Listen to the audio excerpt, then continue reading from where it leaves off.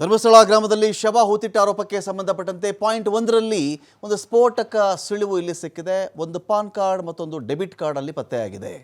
ಒಂದೊಂದು ಪಾಯಿಂಟ್ಗಳಲ್ಲಿಯೂ ಕೂಡ ಏನಾದರೂ ಸಿಗುತ್ತಾ ಅಂತ ನೋಡಿದಾಗ ಅಸ್ಥಿ ಪಂಜರ ಇವತ್ತು ಅಗೆಯಲಾದಂಥ ಯಾವುದೇ ಗುಂಡಿಯಲ್ಲೂ ಸಿಕ್ಕಿಲ್ಲ. ಅಸ್ಥಿ ಪಂಜರ ಸಿಕ್ಕಿಲ್ಲ. ಆದರೆ ಒಂದು ಕಡೆ ಮಾತ್ರ ಒಂದು ಪಾನ್ ಕಾರ್ಡ್ ಸಿಕ್ಕಿದೆ, ಒಂದು ಡೆಬಿಟ್ ಕಾರ್ಡ್ ಒಂದು ಸಿಕ್ಕಿದೆ. ಇಲ್ಲಿ ಒಂದು ಪಾನ್ ಕಾರ್ಡ್, ಒಂದು ಡೆಬಿಟ್ ಕಾರ್ಡ್ ಪತ್ತೆಯಾಗಿದೆ. ಪಾಯಿಂಟ್ 1ರಲ್ಲಿ ಹರಿದ ಕೆಂಪು ರವಿಕೆ ಪತ್ತೆಯಾಗಿದೆ. ಒಂದು ಕಾರ್ಡಲ್ಲಿ ಪುರುಷನ ಹೆಸರು ಪತ್ತೆಯಾಗಿದ್ದರೆ ಮತ್ತೊಂದರಲ್ಲಿ ಲಕ್ಷ್ಮಿ ಎಂಬ ಮಹಿಳೆಯ ಹೆಸರು ಪತ್ತೆಯಾಗಿದೆ.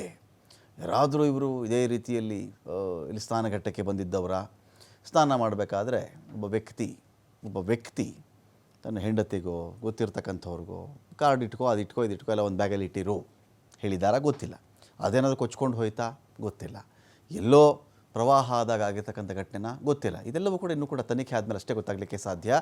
ಒಂದರಲ್ಲಿ ಪುರುಷನ ಹೆಸರು ಪತ್ತೆಯಾಗಿದೆ, ಮತ್ತೊಂದರಲ್ಲಿ ಲಕ್ಷ್ಮಿ ಎಂಬ ಮಹಿಳೆಯ ಹೆಸರು ಅದರಲ್ಲಿ ಪತ್ತೆಯಾಗಿದೆ. ಭೂಮಿಯ 2.5 ಅಡಿ ಆಳದಲ್ಲಿ ಸಿಕ್ಕಿರತಕ್ಕಂಥ ಸಾಕ್ಷ್ಯಗಳಿವೆಲ್ಲವೂ ಕೂಡ ಸಾಕ್ಷ್ಯಗಳು ಸಿಕ್ಕ ನಂತರ 10 ಅಡಿವರೆಗೂ ಕೂಡ ಸಿಬ್ಬಂದಿ ಇಲ್ಲಿ ಅಗೆದಿದ್ದಾರೆ. ಏನೋ ಇರಬಹುದೇನೋ ಅಂತ ಹೇಳಿ ಸಿಬ್ಬಂದಿ ಇನ್ನೂ ಕೂಡ ಅಗೀತಾ ಹೋಗಿದ್ದಾರಲ್ಲಿ ಸುಮಾರು 10 ಅಡಿಯವರೆಗೂ ಕೂಡ ಅಗೆದಿದ್ದಾರೆ. ವಕೀಲ ಮಂಜುನಾಥ್ ಅವರು ಪತ್ರಿಕಾ ಪ್ರಕಟಣೆಯಲ್ಲಿ ಈ ಒಂದು ವಿಚಾರಗಳ ಬಗ್ಗೆ ತಿಳಿಸಿದ್ದಾರೆ. ಸಾಕ್ಷ್ಯಗಳ ಬಗ್ಗೆ ಅಧಿಕೃತವಾಗಿ ಮಾಹಿತಿಯನ್ನು SIT ಎಲ್ಲೂ ಕೂಡ ಕೊಟ್ಟಿಲ್ಲ. ಕಾರ್ಡ್ ಸಿಕ್ತು, ಹೆಸರನ್ನು ಹೇಳಿರಬಹುದು. ಅದರ ಆಚೆಗೆ ಅಂತ ಬಂದಾಗ ಹೆಸರುಗಳು ಅಥವಾ ಇನ್ನೂ ಉಳಿದಂಥ ವಿವರಗಳನ್ನು SIT ಬಿಟ್ಕೊಟ್ಟಿಲ್ಲ.